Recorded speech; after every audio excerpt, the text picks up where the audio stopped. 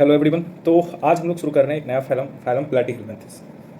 प्लैटीज word किस लिए use कर रहे हैं यहाँ? फ्लैट। और helminths for worm. That means ये कौन है? फ्लैट वॉर्म्स हैं। They have dorso ventrally flattened body, hence are called flat worms. देखिए लेट्स से कि हम ये कोई एनिमल ले रहे हैं, है ना, और इस तरीके से हमने इसकी मौत बना दी, इस तरफ इसकी मौत है, तो ये साइड डॉर्सल हो जाएगी, ये साइड वेंट्रल हो जाएगी। तो ये डॉर्सल साइड से भी फ्लैट है और वेंट्रल साइड से भी फ्लैट है, इसलिए हम इसको क्या बोल रहे हैं? Flat worms. These are mostly endo parasites found in animals including human beings. ज़्यादातर इंडो पैरासाइट होते हैं, हालांकि कुछ फ्री लिविंग भी होते हैं, और ह्यूमन बींग्स के अंदर कई सारे डिजीज भी कॉज करते हैं। आगे हम लोग एग्जाम्पल्स में डिस्कस कर लेंगे। Flatworms are bilaterally symmetrical. ठीक है, यहाँ पे बायलेटरल सिमेट्री आ गया है। ट्रिप्लोब्लास्टिक है, मीन्स तीनों जर्म लेयर होंगे, इक्टोडर्म, मेजोडर्म और इंडोडर्म। ऑसिलोमेट एनिमल्स, अभी भी सिलोम नहीं आई है, ये भी ऑसिलोमेट है। With organ level of organization. Organ level of organization आप पहली बार कहाँ देख रहे हैं? प्लैटीहेल्मिंथेस में, और किसी में है भी नहीं। इससे आगे जाएंगे तो ऑर्गेन सिस्टम हो जाएगा, तो ध्यान रखना है ऑर्गेन लेवल ऑफ ऑर्गेनाइजेशन किसके पास है? प्लैटीहेल्मिंथेस के पास। They hooks and suckers are present in the parasitic forms. Parasitic forms के पास हुक्स एंड सकर्स हैं।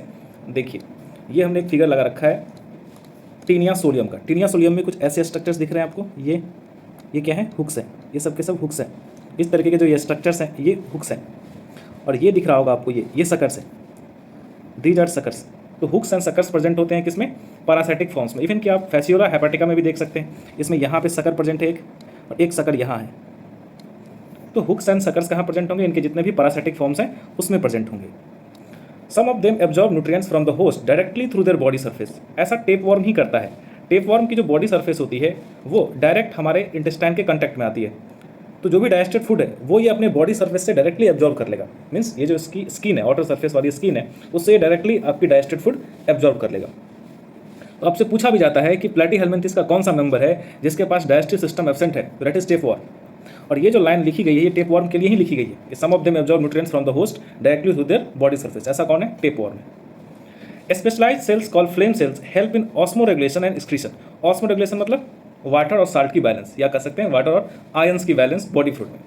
इसमें कौन रोल प्ले कर रहा है? फ्लेम सेल्स, या हम कह सकते हैं प्रोटोनेफ्रिडिया। देखिए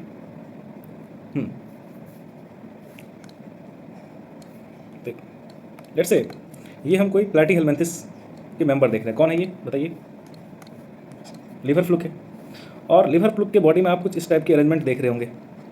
हमने उसको जूम किया तो मुझे कुछ ऐसा दिखा, फिर हमने वापस से इसके कुछ पोर्शन को जूम किया तो ये मुझे ऐसा दिख रहा है। इसमें ये पोर्शन दिख रहा होगा आपको, ये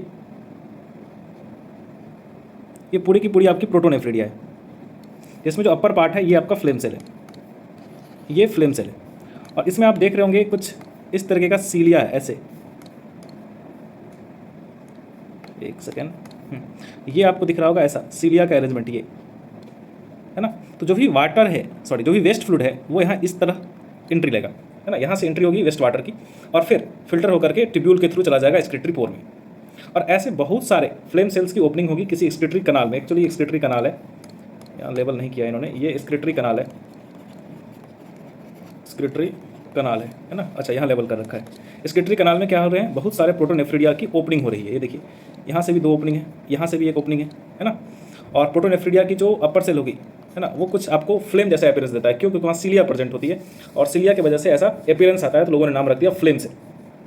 वेस्ट फ्लूइड एंट्री करेगी इस तरीके से एंट्री करेगी, और फिर फिल्टर होकर के नीचे से एक्सक्रीटरी ट्यूब या एक्सक्रीटरी कनाल में चली जाएगी, और एक्सक्रीटरी पोर से फिर बाहर। ये जितनी भी एक्सक्रीटरी पोर है बॉडी सरफेस के कांटेक्ट में होंगे। यहाँ देख रहे होंगे आप, ये बॉडी सरफेस के कांटेक्ट में जाएंगे इस तरीके से। ओके, तो प्रोटोनेफ्रिडिया या फ्लेम सेल होता है इसलिए ऑस्मो रेगुलेशन एंड एक्सक्रीशन के लिए। सेक्सेस आर नॉट सेपरेट, ठीक है, बाइसेक्सुअल है अभी भी। फर्टिलाइजेशन इज इंटरनल, लेकिन यहाँ फर्टिलाइजेशन इंटरनल है। पीछे जब मैंने आपको टिनोफोरा पढ़ाया था वहाँ एक्सटर्नल था। Development is through many larval stages, कई सारे लार्वल स्टेज होते हैं। इसको समझाने के लिए हमने एक एग्जाम्पल ले रखा आपके लिए। देखिए ये लिवर फ्लूक का, लेट्स से लिवर फ्लूक सीप को इन्फेक्ट किया हुआ है। ऐसा हम क्यों कह रहे हैं कि सीप को इन्फेक्ट किया हुआ है? क्योंकि ये गोट को भी कर सकता है। सीप और गोट दोनों इसके प्राइमरी होस्ट में अकाउंट होते हैं, है ना। सीप और गोट, ये सीप की जगह गोट भी हो सकता है, और सीप हो चाहे गोट हो, ये सब क्या है? प्राइमरी होस्ट है। प्राइमरी होस्ट उसको बोलेंगे जिसके अंदर उस पैरासाइट की सेक्सुअल रिप्रोडक्शन होती हो। उसके बाद यहाँ से कुछ एग्स निकले, ये एक फर्स्ट लार्वा बना रहा है मीराकीडियम, और मीराकीडियम की एंट्री हो रही है स्नेल के अंदर। मीराकीडियम की एंट्री कहाँ हो रही है? स्नेल के अंदर। ये स्नेल है आपका, ये स्नेल दिखा रखा है। तो मीराकीडियम वो लार्वा है जो इन्फेक्टिव है स्नेल के लिए। और फिर आप गौर से देखिए क्या हो रहा है, मीराकीडियम से स्पोरोसिस्ट बन रही है, ये दूसरा लार्वा है। फिर स्पोरोसिस्ट से रेडिया बन रहा है, रेडिया से करकेरिया बन रहा है, ये सब लार्वा है। और करकेरिया फिर स्नेल से बाहर आ जाएगा, किसी वेजिटेशन पे, ग्रास वगैरह पे सेटल हो जाएगा। वहाँ से करकेरिया एक और लार्वा बनाएगा, मेटा करकेरिया। और मेटा करकेरिया इन्फेक्टिव स्टेज है किसके लिए? सीप के लिए। तो miracidium, sporocyst, redia, cercaria, metacercaria, ये सब लार्वल फॉर्म्स है किसके? एक ही प्लैटीहेलमिंथिस जिसका नाम है एडल्ट फ्लुक, या हम कह सकते हैं फेसियोला हेपाटिका, लीवर फ्लुक। ओके, चलिए वापस चलते हैं एनसीईआरटी के लेंस पे। तो यहाँ पे इसने यही लिख रखा था कि fertilization is internal and development is through many larval stage. तो आपने देखा रेडिया था, सर्केरिया था, मेटा सर्केरिया था, मिराकीडियम था, तो बहुत सारे हमारे पास लार्वल फॉर्म्स थे। Some members like planaria possesses high regeneration capacity. Regeneration की कैपेसिटी होती है प्लानेरियाज के पास, है ना। अगर आप उनके बॉडी फ्रेगमेंट्स को कई सारे पार्ट्स में डिवाइड कर दें उनके बॉडी को, तो हर एक फ्रेगमेंट से एक नया इंडिविजुअल बन जाएगा।